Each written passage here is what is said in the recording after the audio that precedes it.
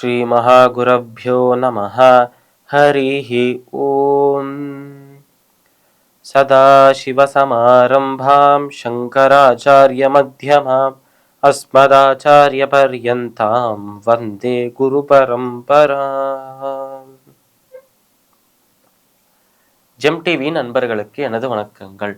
இன்றைய நாள் அனைவருக்கும் இனிய நாளாக அமைய எல்லாம் வல்ல இறைவனை வேண்டி இன்றைய எம்மதமும் நம்மதமே நிகழ்ச்சிக்கு செல்வோம். இன்னைக்கு நம்ம ஸ்ரீமத் பகவத்கீதையிலிருந்து ஒரு ஸ்லோகத்தை விரிவான விளக்கத்துடன் பார்ப்போம். ஞான விஞ்ஞான திருப்தாத்மா கூட்டஸ்தோ விஜிதேந்திரியः யுக்த இத்யுச்யதே யோகி சமலோஷ்டாஸ்மகாஞ்சனா. இந்த ஸ்லோகம் ஸ்ரீமத் பகவத்கீதையின் 6வது அத்தியாயமான தியான யோகத்தின் ஆத்ம சம்யம யோகத்தின் 8வது ஸ்லோகம். இந்த ஸ்லோகத்தில் நம்ம கிருஷ்ணர் அர்ஜுனனை பார்த்து சொல்றார், போன ஸ்லோகத்தில் தனக்குத்தானே நண்பனாக இருக்கும் ஒரு நபர், தனக்குத்தானே நன்மையை தரக்கூடிய ஒரு நபர் எப்படி இருப்பார் என்றால், தன்னோட புலன்களையும் தன்னோட அந்த புலன்கள், ஆசைகள், பற்றுகள் இது அனைத்தையும் அடக்கியவராக, இது அனைத்தின் மீதும் வெற்றி கொண்டவராக இருப்பார் என்று சொன்னார்.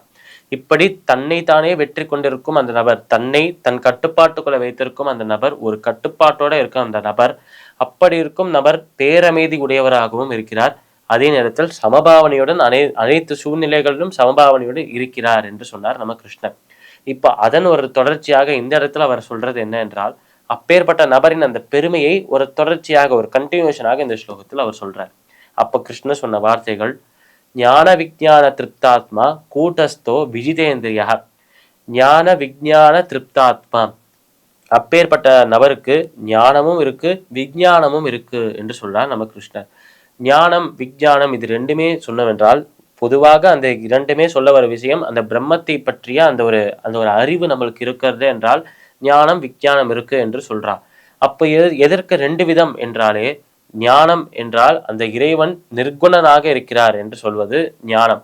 இதுவே விஞ்ஞானம் என்றால் அந்த இறைவன் சகுனத்தோடு இருக்கிறார் என்று சொல்வதுதான் விஞ்ஞானம். நிர்குணம் சகுனம் என்றால் என்ன என்றால், நிர்குணம் என்பது அந்த இறைவனின் குணங்களே இல்லாத நிலையாக இருப்பதுதான் நிர்குணம்.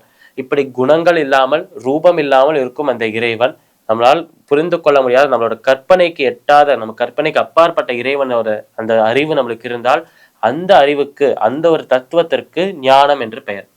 இதுவே அந்த இறைவனுக்கு குணங்கள் இருக்கு, அவருக்கு ஒரு ஸ்வரூபம் இருக்கு, அப்படி இருக்கும் சொரூபத்தை தியானிக்கலாம் என்று நம்மளோட அறிவுக்கு எற்ற விதத்துல இந்த மாதிரி இருக்க ஒரு சொரூபம், கைகள் இத்தனை, கால்கள் இத்தனை, இந்த கண்கள் இப்படி இருக்கு என்று அந்த சொரூபத்தை எல்லாம் சொன்னோம் என்றால் அது விஞ்ஞானத்தை குறிக்கும் ஒரு சொல்லாக இருக்கு.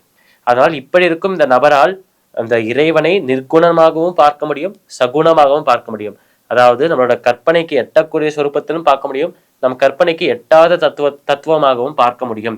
அப்படி 2 விதத்திலும் அந்த இறைவனை ரசிக்கக்கூடிய ஒரு நபர்களாக தான் இந்த இந்த தனக்குத்தானே நண்பர்களாக இருக்கும் ஜிதாத்மனர்கள் இருப்பார்கள் என்று சொல்றார் நம்ம கிருஷ்ணர். ஆனால் ஞான விஞ்ஞான திருப்தாத்மா கூட்டஸ்தோ விஜிதேந்திரியா. கூட்டஸ்தோ அதாவது எந்த சூழ்நிலையும் அசைக்க முடியாத ஒரு நிலையில இருப்பாளாம் இந்த நபர்கள். அதாவது அசைக்க முடியாது என்று சொல்லும் போதே சமபாவனை தான் அந்த இடத்திலும் வர்றது. அதனால் எந்த சூழ்நிலையிலும் இந்த விஷயத்தை செய்யும் போது ஒரு பக்கம் சாயாமல் நடுநிலையில இருப்பார்கள், அசைக்க முடியாமல் சாய்க்க முடியாத ஒரு நிலையில இருப்பார்கள், சமபாவனையோடு இருப்பார்கள் என்று சொல்றார் நம்ம கிருஷ்ணன். கூட்டஸ்தோ விஜிதேந்திரியா, தங்களோட புலன்களை அடக்கியவர்களாக இருப்பார்கள் என்றும் சொல்றார் நம்ம கிருஷ்ணர். கூட்டஸ்தோ விஜிதேந்திரியா, அப்பேற்பட்ட நபர்கள் தனக்குத்தானே நண்பர்களாகவும் இருக்கிறார்கள். அப்படி இருக்கும் இந்த தனக்குத்தானே நண்பர்களாக இருக்கும் சித்தாத்மனர்கள், தங்களை கட்டுப்பாட்டில் வைத்திருக்கும் இந்த நபர்கள் இறுதியில் அந்த இறைவனையே சென்று அடைகிறார்கள் என்று அழகாக இந்த ஸ்லோகத்தில் சொல்றார் நம்மளோட கிருஷ்ணர். பகவத்கீதையின் 6வது அத்தியாயமான தியான யோகத்தின் 8வது ஸ்லோகத்திற்குண்டான விளக்கம் இதுவே. மீண்டும் நாளை சந்திப்போம். நன்றி, வணக்கம்.